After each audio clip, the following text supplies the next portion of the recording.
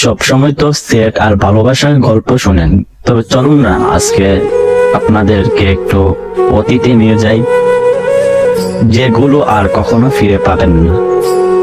সত্যি আমরা কতটা ভাগ্যবান ছিলাম যখন আমরা ছোট ছিলাম, হাতগুলো জামার ভিতর ঢুকিয়ে রেখে বলতাম আমার হাত নাই।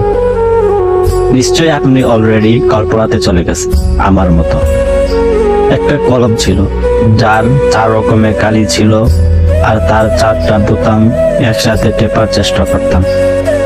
দেখেন তো কলমটা ঠিক এটার মতো কিনা।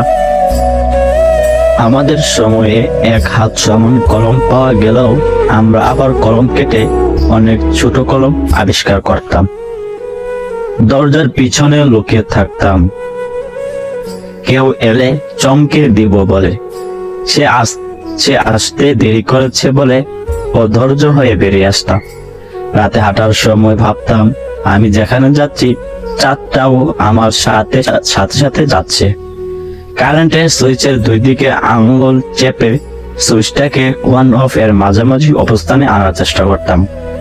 স্কুলে যাওয়ার সময় সবাই একসাথে দৌড়াদৌড়ি করে যেতাম। ক্লাসে কলম খেলা, খাতায় ক্রিকেট খেলা, চোর ডাকাত বাব ও পুলিশ খেলতাম। অনেক সময় স্কুল ফাঁকি দিয়ে কয়েকজন বন্ধু মিলে ঘুরতে যেতাম, আড্ডা দিতাম, আরো কত কি। 1 টাকার রঙিন বা নারকেল আইসক্রিম, হাওয়াই মিঠাই খেতে না পারলে মনটাই খারাপ হয়ে যেত। হঠাৎ আকাশ দিয়ে হেলিকপ্টার গেলে সবাই রুম থেকে বের হয়ে আকাশের দিকে তাকায় থাকতাম। স্কুল ছুটি গেলে দূরে বাসায় আসতাম মিনা কার্টুন দেখবো বলে। শুক্রবার দুপুর 3টা থেকে অপেক্ষা করতাম কখন পৃথিবীতে সিনেমা শুরু হবে, এবং সন্ধ্যার পর আরিফ লাইলা, সিন্দবাদ, রবিনহুড, ম্যাকাইভার দেখার জন্য পুরো সপ্তাহ অপেক্ষা করতাম। ফলের বিচি খেয়ে ফেললে দুশ্চিন্তা করতাম পেটের ভিতর গাছ হবে কি না। মাথায় ধাক্কা লাগলে সিংহ জানোর ভয়ে আবার নিজের ইচ্ছায় ধাক্কা দিতাম। কেউ বসে থাকলে তার মাথার উপর দিয়ে ঝাঁপ দিতাম যাতে সে আর লম্বা হতে না পারে। আচ্ছা দেখেন তো মনে পড়ে কি না স্কুলে যাবার পর কলমের কালি স্কুল ড্রেসে লেগে যেত আর বাড়িতে গেলে মা মারত।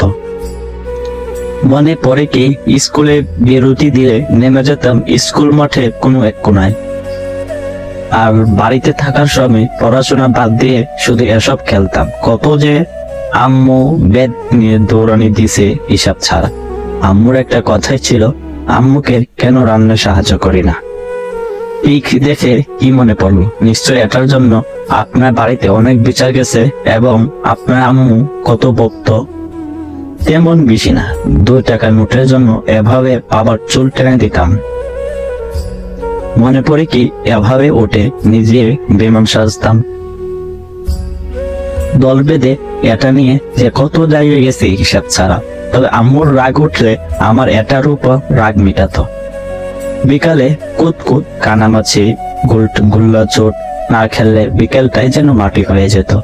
ফাইনাল পরীক্ষা শেষ হলে তো সকালে পড়ানি এত মজা লাগতো যা বলার বাইরে।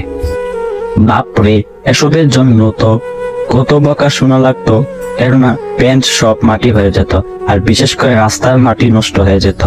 সব থেকে ভালো লাগতো যখন শুনতাম স্কুল বন্ধ দিবে, আর তখন একটা বায়না ছিল নানু বাড়ি দাদু বাড়ি যাওয়ার।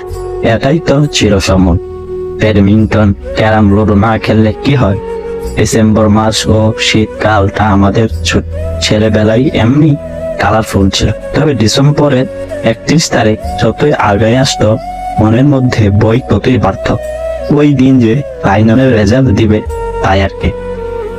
মনে পড়ে কি দল বেঁধে গোসল করতে যাওয়া আর সেখান থেকে আম্মুর দৌড়নি খেয়ে ওঠা। আমি জানি আমাদের জেনারেশনের যারা এগুলো পড়ছে নিশ্চয়ই তোমাদের মুখে হাসি ফুটে উঠেছে। এসব কথা মনে পড়লে ইচ্ছে করে আবার যদি সেই ছেলেবেলাটা ফিরে পেতাম। আসলে ওই দিনগুলোকে খুব মিস করি। আই মিস ইউ লেংটা কাল। সবার কাছে এই ভিডিওটা কেমন লেগেছে কমেন্টে জানাবেন, আর আপনার জীবনে যদি কোনো গল্প থেকে থাকে কমেন্টে জানাতে পারেন। Thanks for watching.